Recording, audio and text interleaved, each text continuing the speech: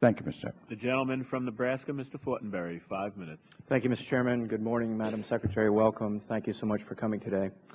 I would like to ask you two questions centered on Iran and bioterrorism. But before I do, given our previous dialogue, my conscience demands that I raise the issue with you again of including abortion as reproductive health care and including it as an integral component of our foreign affairs considerations. I believe this actually undermines our good diplomatic initiatives. Abortion is not health care. Abortion is so often the result of abandonment. Women deserve better, and certainly taxpayers should not be put in a position of paying for it either here in the United States or underwriting it in our international programs. So I respectfully request that you reconsider your position. With that, let me turn to Iran.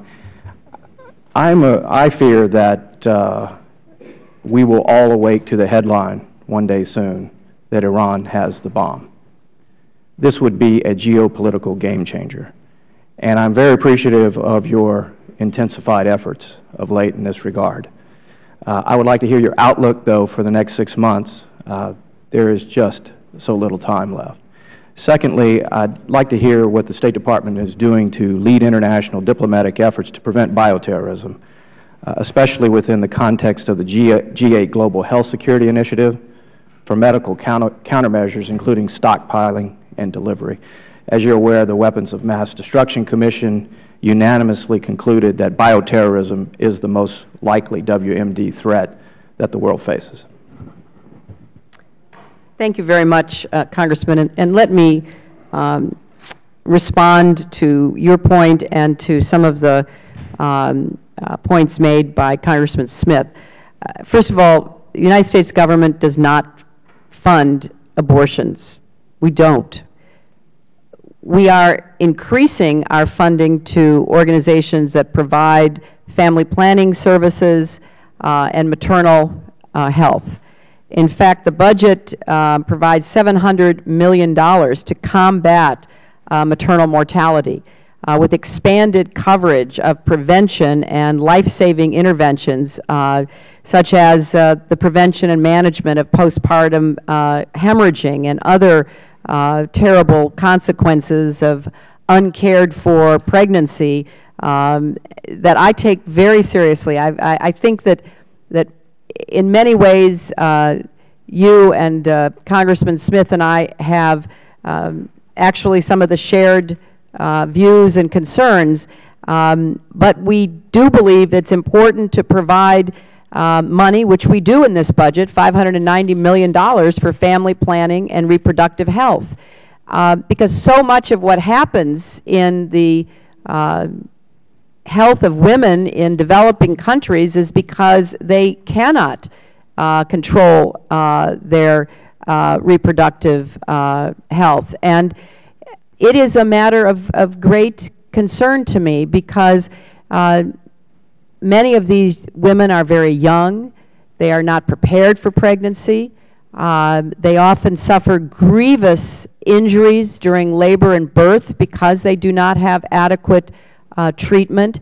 And that is one of the reasons why in our Global Health Initiative we are expanding America's commitment to maternal and child health.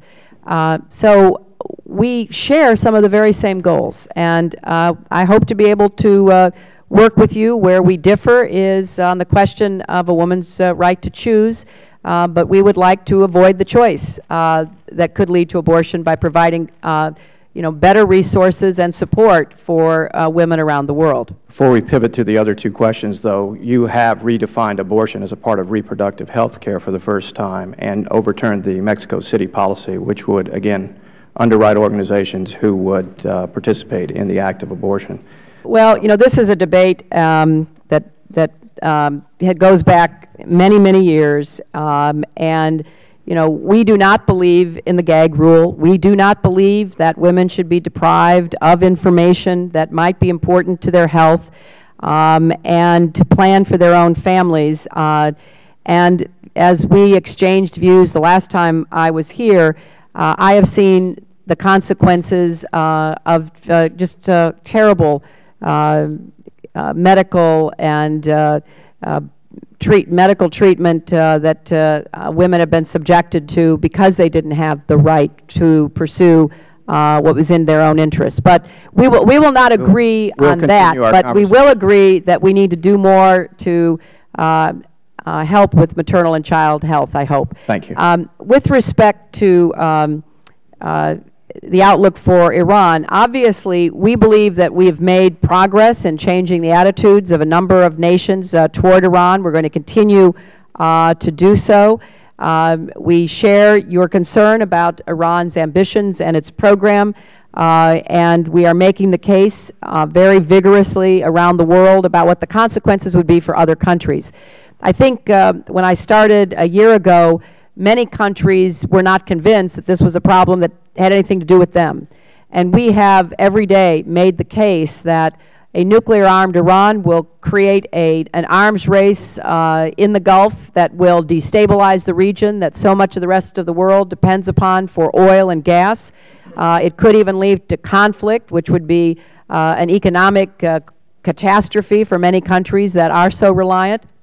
And therefore, countries should join with us in doing everything we can to demonstrate international unity in pressuring Iran to change direction, and that is what we are engaged in vigorously right now.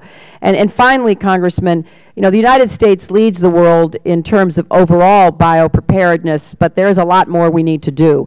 We're trying to work with the international community to pay more attention to the bioterrorist threat, to implement new policies, to stockpile vaccines. We're assisting with that through a wide range of activities. For example, we have foreign assistance programs that are specifically aimed at biological threats across South and Southeast Asia, the Middle East, and expanding into Africa.